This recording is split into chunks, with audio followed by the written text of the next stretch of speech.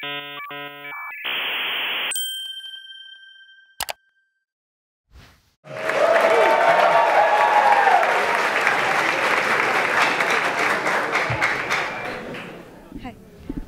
hi.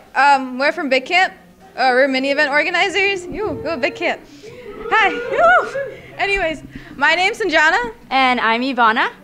And we are going to talk about mini events, how to plan them, and just everything great about mini events. Let's start. So, why are mini events important, and why should we put so much effort into them? Do any of you guys have an answer?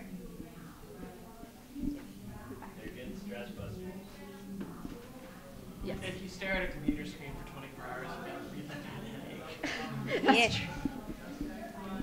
headache. So it's really great for the hackers because it brings them together.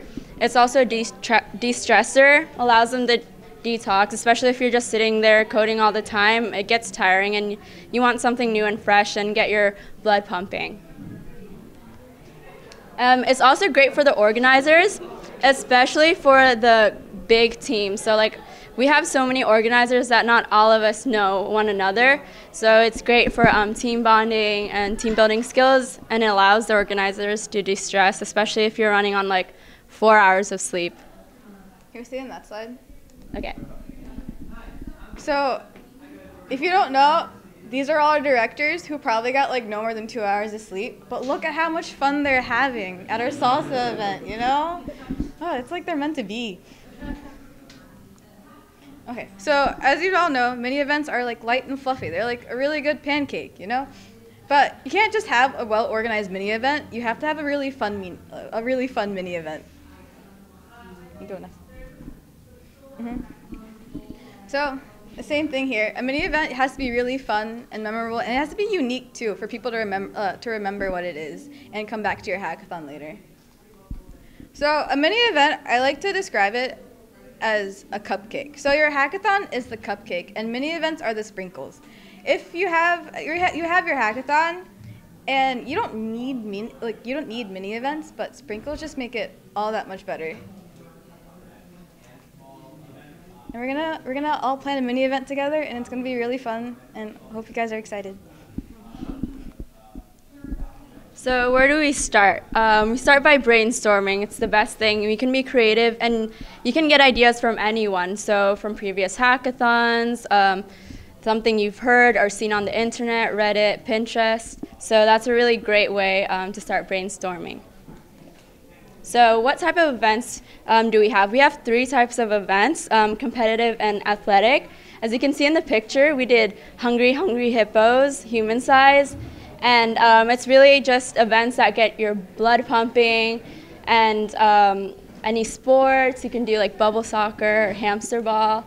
Also intellectual, we did Family Feud, so anything that tests knowledge or skill, trivia, Jeopardy.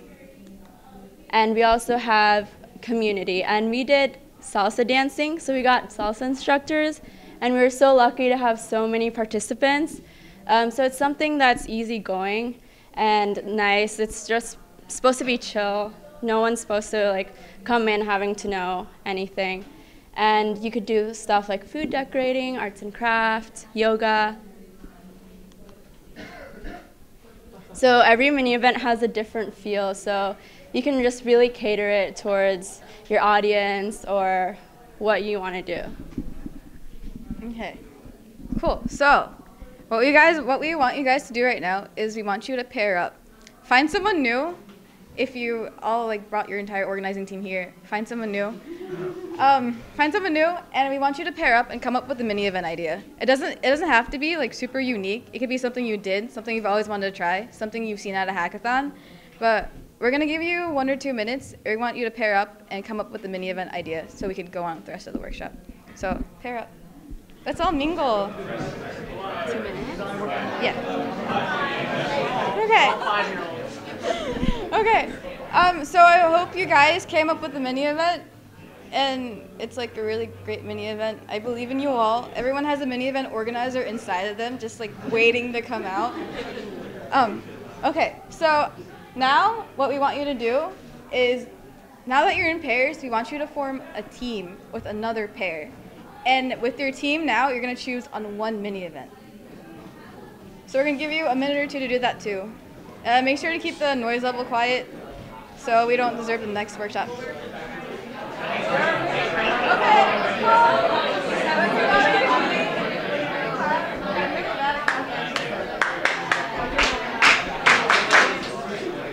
I wish I was more assertive like her. Anyways, okay, so have you all come up with a mini event idea? Has anyone not come up with a mini event idea? Can you guys choose on one? Okay, cool. That's excited. Okay, so what? Wow, that's her part. Hey guys, so we have a rubric to grade your mini event. So we broke it up into 5 criterias. It's uniqueness, compatibility, agreement amongst team, its expense, and scheduling and spacing. So we can start off with the first criteria. So how unique the idea, and this is 5 points. So by unique, we mean one of a kind. So it's something that's not really common that you see in other hackathons. You might see it like once or twice.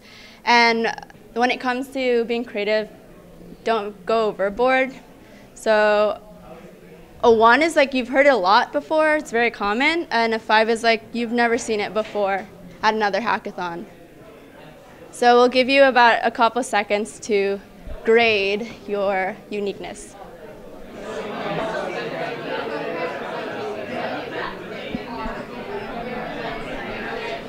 Okay guys, we're gonna move to the next criteria. So hacker compatibility, it's worth 15 points. So hackers are diverse and have all different backgrounds and skill and knowledge and experience. So you can change the logistics to fit your event or your theme. So compatibility accounts for hackers who can participate. And 10% attendance is actually pretty good. So it's people, hackers that are interested in your event, not how much you think will actually come to it. So 1 is little to no hackers would be interested, so that's less than 30%, and 15 is most hackers would be interested, which is around 70 to 100%. So we'll give you guys a couple more seconds to grade this. And you can also ask the people around you and your other groups.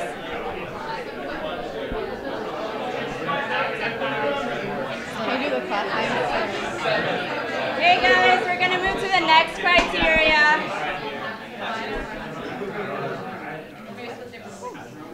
Okay, so the next step in a rubric is agreement amongst team. Because even though if you might be in charge of mini events, you still have to have your entire team agree. And I know sometimes agreement amongst team can overlap with hacker compatibility. Like your decision is going to be based on if the hackers are going to like it. But there's a lot more that goes into it than you would think. Like as hackers, like is your event going to require organizers to work? How much planning is going to go into it? Like one of the biggest things we thought of is like trash. Do you have to clean up after that? And no one wants to do that. But like it's one of those things to consider. Also, one of the other things you want to consider is do you need volunteers? How much time do you have between now and your event to plan out the event? So a lot of those things you need to factor a lot of those things when it comes into grading your agreement amongst team. So our rating system for agreement amongst team is that you give your event a 1 if everyone thinks you shouldn't do the event. Like it's just a bad idea. Like 0 out of 10 would want to do it. And you give your mini event a 10 if everyone thinks it's a really good idea. The way you would discuss this or like figure out how to grade it would be talking amongst your team, and you would have to it's either a yes or a no if you want to do the mini event. Like you can't have the gray area in the middle. So can you talk amongst your team and see what score you get. So I winged it. I thought we were doing go. Are we all in agreement? Cool. Is everyone good? Thumbs up if you're all good. Oh, that's such a pretty picture. Okay. So the next one is how expensive will it be? I'm going to hand it over to Ivana. So depending on your hackathon and your budget, This one's a little bit tricky, so it's different for everyone. So one of the things that we focused was on renting versus paying. So such as Hungry Hippos, we decided to buy all of the materials, and we had to make sure we also had storage space. So if you do buy something, make sure you have storage space afterwards. And for renting, it might be cheaper than actually buying it, so you can look into that, renting from your school or other companies nearby. So in this case, let's pretend our budget is $150. We'll give you guys around like 2-3 minutes to research how much your mini event will cost. So like 1 is over budget, it's really excessive and unnecessary. 5 is low budget, very low budget, or free. And it's worth 5 points. So we'll give you guys 2 or 3 minutes. Oh, do you have a question? For the mini event.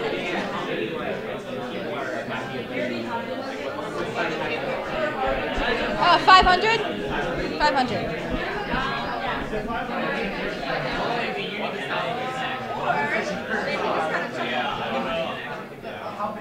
Are we all Gucci?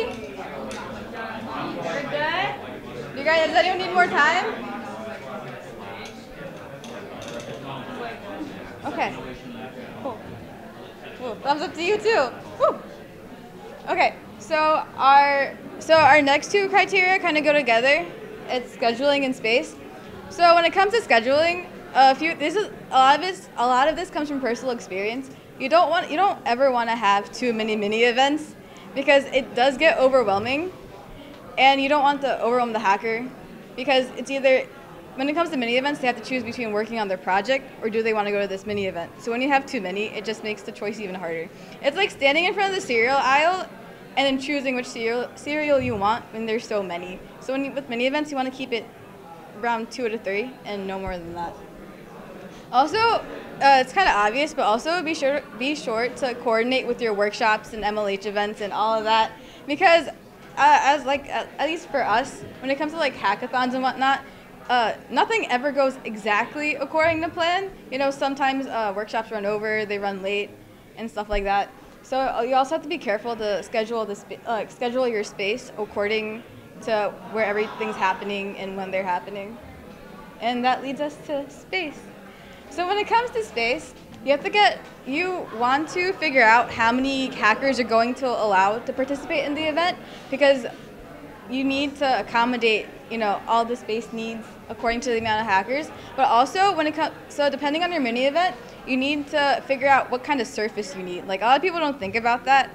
At least from personal experience, like we did Hungry Hippos, we found a nice tile floor that gives you 0 friction and just great boost. But in the beginning, we wanted to do it on the center stage, where, you know, like where the hackers were, and you know where like there's a bunch of tape and wires and that weird plastic thing on the floor. Yeah, everyone knows that. Yeah. So obviously the scooters were they wouldn't run as well on that kind of surface, so you also have to be careful about that. And you also want to make sure, when it comes to planning your mini event, like things like bubble soccer where you need like fields, you want to make sure the space is available to do that. And you want to do that ahead of time, like months ahead of time, because like at least we go to a pretty big university, like there's always something happening, so you always have to schedule at least like 6 months in advance. And yeah. So our rubric's based on flexibility between space and scheduling for your mini event. So 1 would be that your mini event, you can't move it anywhere else. You can't reschedule it. You'd basically have to cancel it if something goes wrong. And a 5 would be even like you can reschedule it like no problem, like everything. If something goes wrong, you can handle it. So we're gonna give you guys like a minute to figure out how flexible your schedule is, and then you could give it a score based off of that.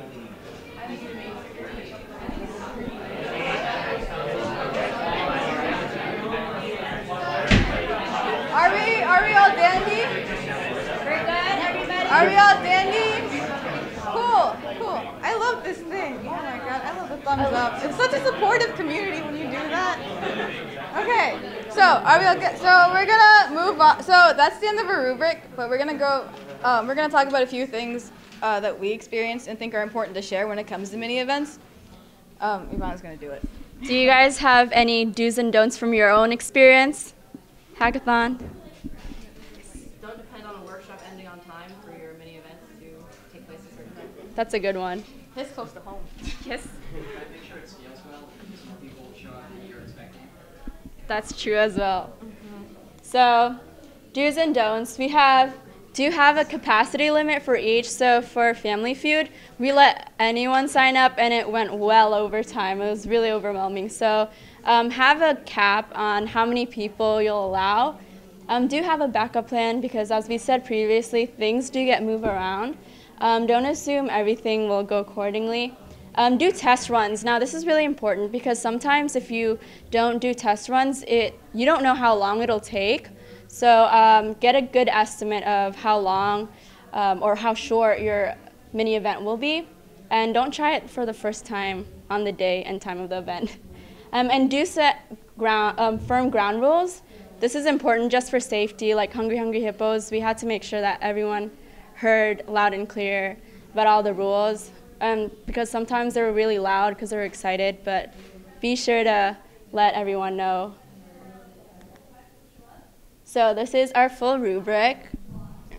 If you want to rediscuss a few of things after we just said all of that, or like, go over it again, make sure you filled in everything, we can give you like 30 seconds, or are we all good?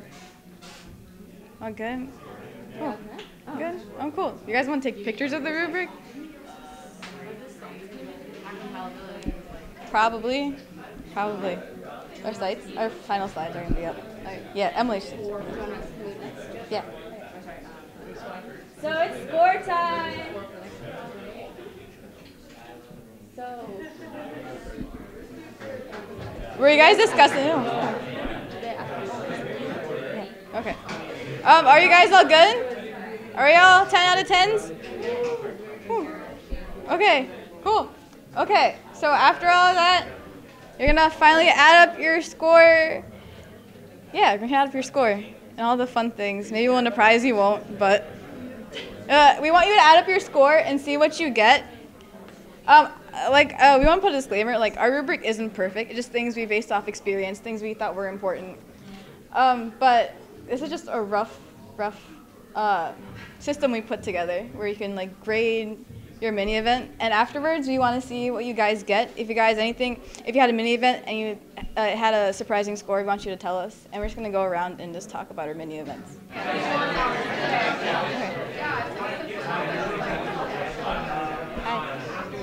Are we all good? Did we get our scores? You just like doing math outside of school? I enjoy it so much. Anyways, okay, so do you guys? Good? Okay. So now that we have our scores, we're going to go around and share mini events, and we really hope inspires you all. Tell us your score, if you thought it was surprising or not, what you thought, and things like that. So we'll start. How do you want to go? You can go this way? This mic's not going to go anywhere. Yeah, come up. That's a smart idea. You guys can come up. You can have a representative from your group. Yeah. Okay, so our mini event was slideshow karaoke, which is a thing I've seen a lot of in the UK. You have people volunteer and you give them a random slideshow you found on the internet, and you have someone else advancing the slides, and they just have to give the presentation. And they could have no idea what it's about. For example, we were talking to John from GitHub, and he was at a hackathon, and they gave him a slide of Mercurial, a GitHub competitor, and he had to go and present it. We got a score of 28 because it's cheap, easy to put up. You just need your projector, which you should already have for your main events and stuff. And so then we were just not sure how interested American hackers would be in that. Thank you. Well, thank you. Okay, next group, representative. Just tell us quickly about your mini event, what score you got, and. Okay, so our mini event was dodgeball. So we got a 38 because we believe in the dream. And so we decided to get foam balls, and I looked it up, it's 448, and if we got 5 of them, that would be fine. And all we had to do was just find a big room that had nothing in it, and we could just move the stuff out, so it would be pretty cheap. So yeah, that was our idea, guys. Thank you. Dodgeball. Next group, want to come up? Yeah. Hey guys, just cool. Okay, so what we did was we HackTX people seem to have an extra 10,000 Legos on hand. Don't ask me why. Apparently they're only $100, so it's cheap. It's easy to do, right? It's really flexible. You don't need too much room to do them, and you don't have to worry about rescheduling because they're your Legos. Yeah. So what you can do, right, is you can have.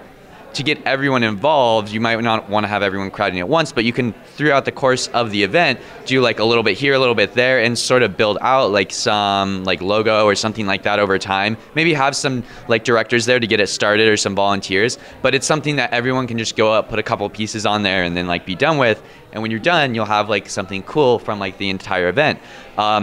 Someone mentioned like maybe putting your initials on the Legos or some little things you could do to mix it up, but that's what we came up with. Oh, we got a 31. Awesome, thank you. Anyone else want to share? Like really badly? Like they might pee their pants really badly? Ooh, cool, might pee their pants really badly.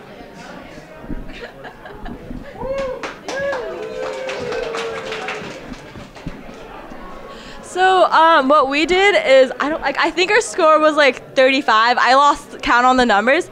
But what we did was we wanted to do a petting zoo of bunnies or dogs. So it's a great stress reliever.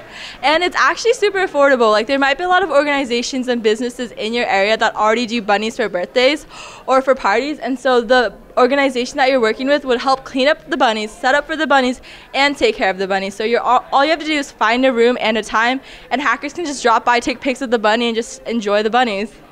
Thank you. Cool. Anyone else on that level of I'm really excited to share? Cool. Well, we hope you had well, at least what we did for Big Camp briefly, I don't think we said that. We had salsa instructors come in. We had salsa. It was like really fun. We also had real life Hungry Hungry Hippos. That was really fun too. We put that out in the world. Do what you will with it.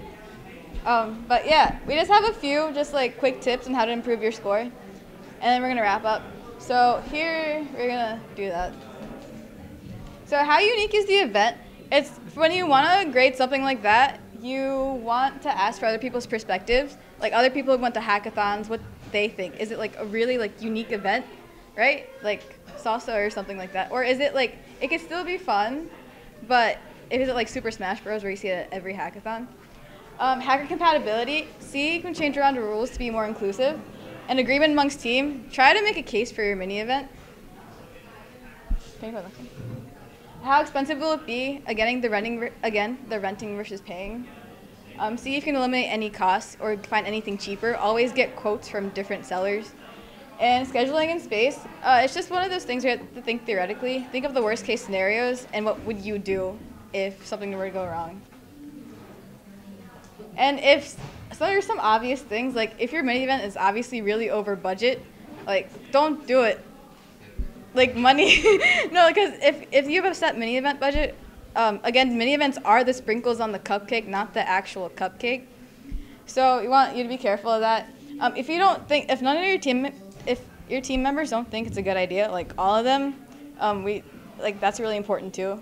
And also, if you don't think any of the hackers would be interested in doing it, you shouldn't do it either, because again, this is all for the hackers too.